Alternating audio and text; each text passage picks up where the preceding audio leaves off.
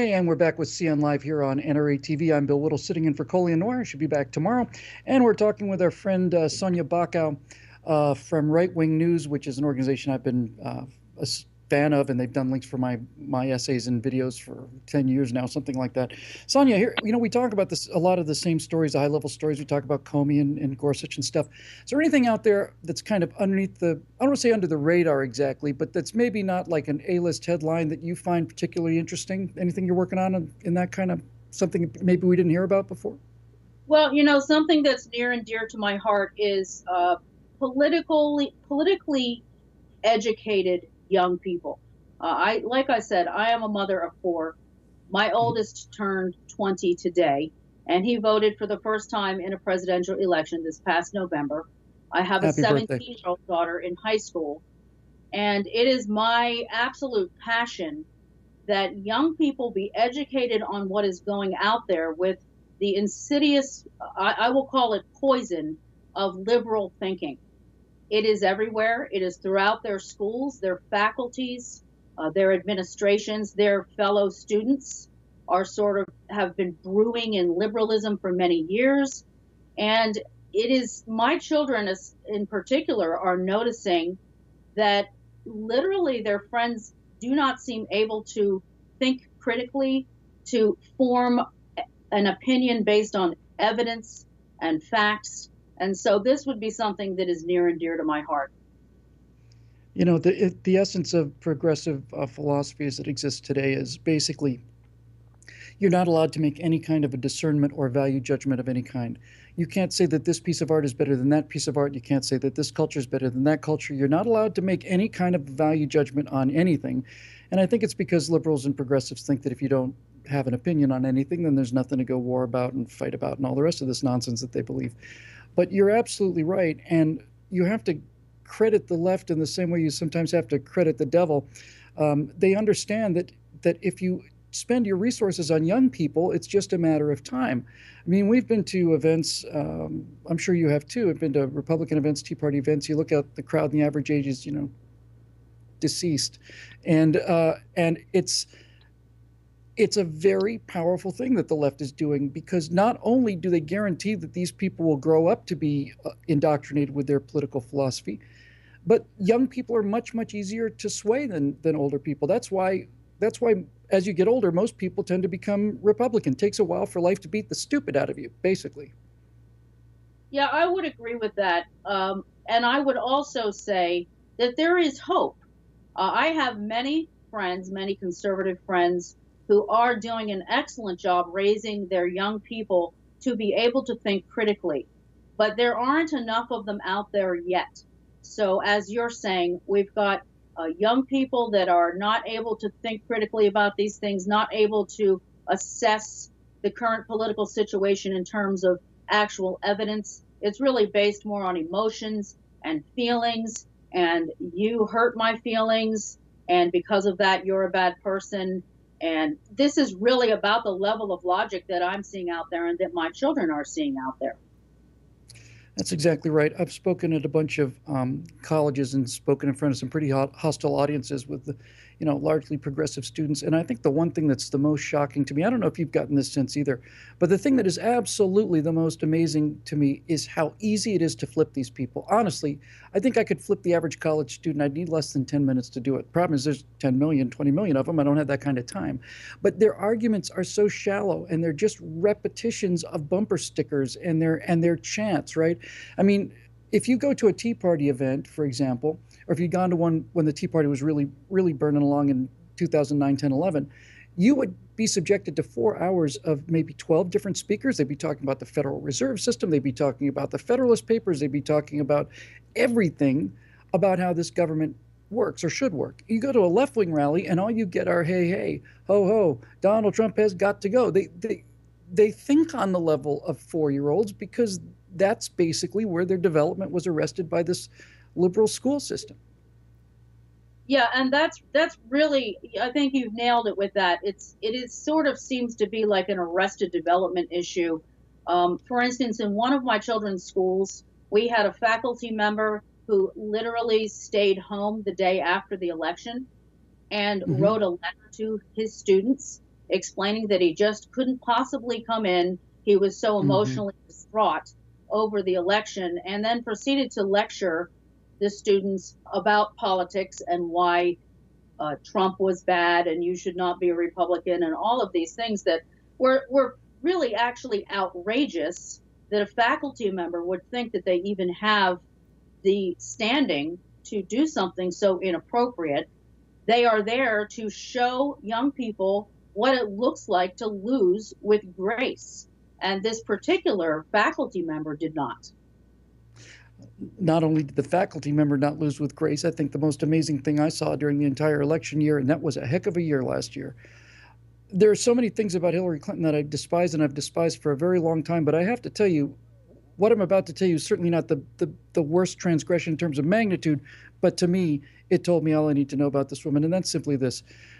At the night of the election, she had thousands and thousands of supporters waiting for her in New York. Many of them were waiting outside, and it was cold that night.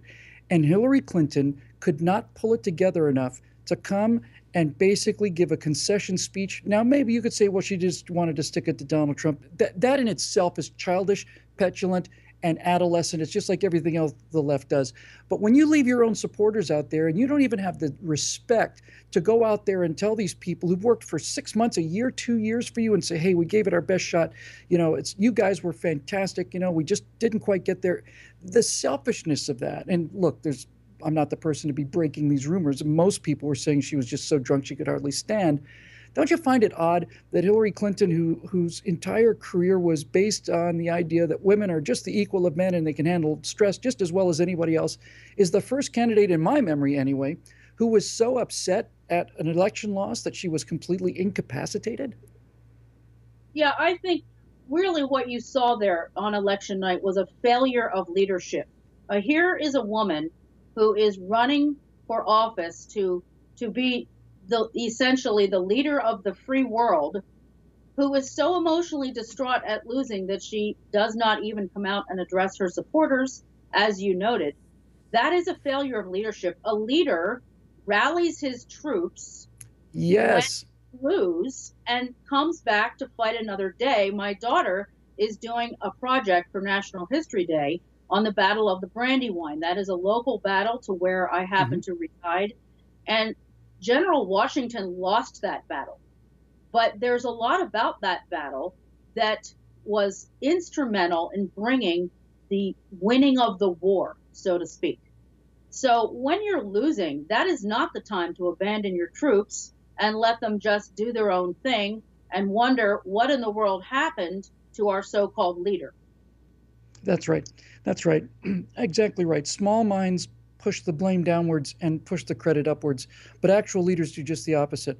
The blame stops with them, and all the credit goes down. And that's how it should be. Hillary Clinton should have come out there and basically done what I just said. You people could not have done a better job. I cannot tell you how hard you worked. You know how hard you worked and how much it means to me and the rest of the Democrats in this country. I somehow didn't connect with the message, and you can't go away feeling like you didn't do enough. It's entirely my fault. That's leadership, and she doesn't have a particle of it in her body. And speaking of Hillary Clinton, Sonja, it's starting to look like one of these pretty bad kind of B horror movies. Where you kill the monster and the monster goes down and everybody relaxes, and then the monster jumps up again, and then you kill it again, and then it jumps up again, and you drive a stake through its heart. She's talking about running for mayor of New York. She's saying, I'm going to come out of the woods, based on that picture of her walking around with her dear, beloved husband, Bill, after the loss. What is it about this woman, do you think? Or forget this woman. What is it about the Democrats and liberals that seems to us to indicate that politics is oxygen for them? Yeah, well, I will say this. I recently wrote an article again for Right Wing News about Hillary's speech at the Society of Irish Women on St. Patrick's Day up in Scranton, Mm-hmm. where that's where she made that remark that she's ready to, quote, come out of the woods, of course, referencing that photograph that you're talking about of walking in the Mm-hmm. woods in Chappaquiddick, where they live in New York State. And, the idea that she's ready to come back on the scene, I'm not sure how much more clear a message she needs from America to know that we don't want her to come out of the woods, that we're good with her staying home at this point and not getting back into the political scene. New York City has a record of a string of extremely liberal progressive mayors who have progressively, as they are wont to do, made the city more and more difficult and expensive to live in, and less freedom. I mean, New York City Yep. does not need Hillary Clinton any more than the nation needed Hillary Clinton. No, I think that's exactly right, Mrs. Clinton. It's time for you to go home now, and take your lech of a husband and your insufferable daughter with you. Would you mind? We've seen enough. It's not like we need more airtime. I think we've made a pretty clear decision on the Clintons, but they're like the Walking Dead. They just won't go away. Sonja Bochow, thank you so much for joining us from rightwingnews.com, and say hi to John for me, will you? You guys are doing terrific work out there. I sure will. Thank you, Bill. You're welcome. Yeah, New York City is an interesting case. If you look at all of the murder pits in this country, all of these super high crime areas, Chicago, for example, Chicago's gone 85 years or 89, one or the other. I think it's 85 years. 85 years in Chicago without a Republican mayor or city council. Atlanta is 135 years without a single Republican mayor or city council. New York used to be the murder capital of the country, and their murder rate was horrific. Under David Dinkins, it went just through the stratosphere. And then a Republican decided to run for mayor, and Rudy Giuliani, former prosecutor, and Bill Braxton, a police officer with some really interesting ideas, decided to see if they could get elected. And when they did get elected, they applied conservative Republican principles to New York City. To New York City. If you break a window, you're going to jail. If you urinate against the side of that building, you're going to jail. If we put these people in jail for the small things, then the big things will take care of themselves. And that is exactly what happened. That's exactly what happened. New York went from being an absolute pit of pornography and drug addicts to Times Square now is like Disneyland.